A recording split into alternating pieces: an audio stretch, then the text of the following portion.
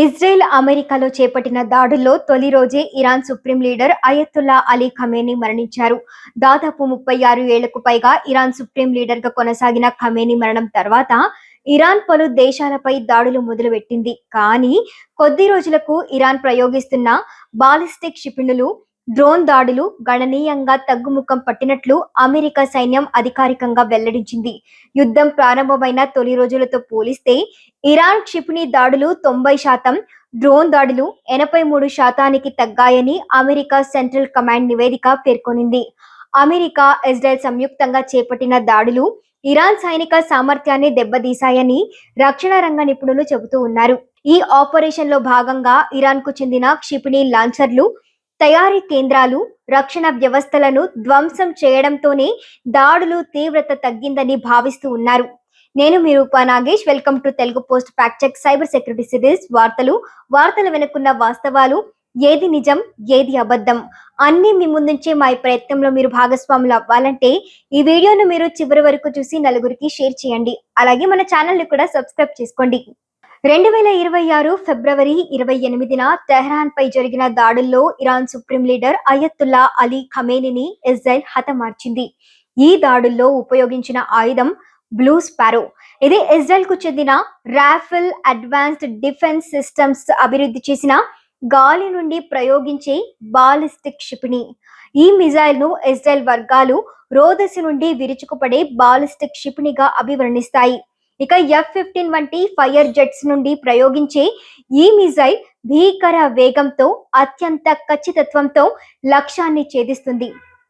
Blue sparrow అనేది 3 రకాల ballistic tarot క్షిపణిల కుటుంబంలో ఒకటి. ఇందులో బ్లాక్ స్పారో, సిల్వర్ స్పారో కూడా ఉన్నాయి.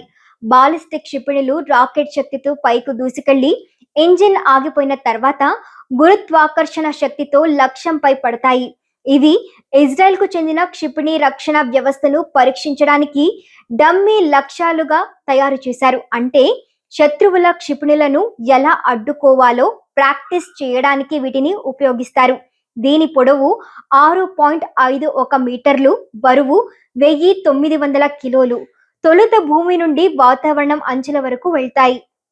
ఆ తర్వాత అక్కడ నుండి ఉపరితలం మీదున్న లక్ష్యాల మీదకు అత్యంత వేగంతో ఈ క్షిపణి దూసుకెళ్లడంతో రాడర్లు దీన్ని గుర్తించడం అయితే కష్టం. బ్లూ స్పారో రాకను శత్రు దేశాలు గుర్తించి స్పందించే లోపే విధ్వంసం జరిగిపోతుంది. అందుకే ఖమేనీ మృతి సాధ్యమైందని చెబుతూ ఉన్నారు. దాడుల సమయంలో పశ్చిమ ఇరాక్ లో బ్లూ స్పారో శకలాలు కొన్ని పడినట్లు, దీంతో ఖమేనీని మృతికి ఈ క్షిపణినే కారణమని నిర్ధారించినట్లు కూడా సమాచారం. శబ్ద వేగం కంటే ఎన్నో రెట్లు వేగంతో పడడం వల్ల చాలా ఎయిర్ డిఫెన్స్ సిస్టమ్ దీనిని గుర్తించే లోపే జరగాల్సిన నష్టం అయితే జరిగిపోతుంది. ఇది సింగిల్ స్పేస్ సాలిడ్ రాకెట్ ప్రాంపెల్ట్లను ఉపయోగిస్తుంది. దీనికి GPS మరియు INS అంటే 2 రకాల నావిగేషన్ వ్యవస్థలు కూడా ఉన్నాయి. ఇక ఫిబ్రవరి 28 ఉదయం టెహ్రాన్లో భారీ పేలుళ్లు సంభవించాయి. దాడి జరిగిన కొద్దిసేపటికి టెహ్రాన్లోని ఖమేనీ నివాసం పరిసర ప్రాంతాల్లో భారీ పేలుళ్లు, పొగలు కనిపించిన వీడియోలు సోషల్ మీడియాలో వైరల్ అయ్యాయి. ఆ ప్రాంతంలోని కొన్ని భవనాలు కూడా దెబ్బతిన్నట్లు రిపోర్ట్లు ఉన్నాయి. ఈ ఆపరేషన్ విజయానికి ఇజ్రాయెల్ గూఢచారి సంస్థ మెస్సాద్, అలాగే సైబర్ ఇంటెలిజెన్స్ యూనిట్ సమాచార సేకరణ కీలకంగా పనిచేశాయి. ఇజ్రాయెల్ దీనిని ఆపరేషన్ రోరింగ్ లయన్ అని పిలిచింది.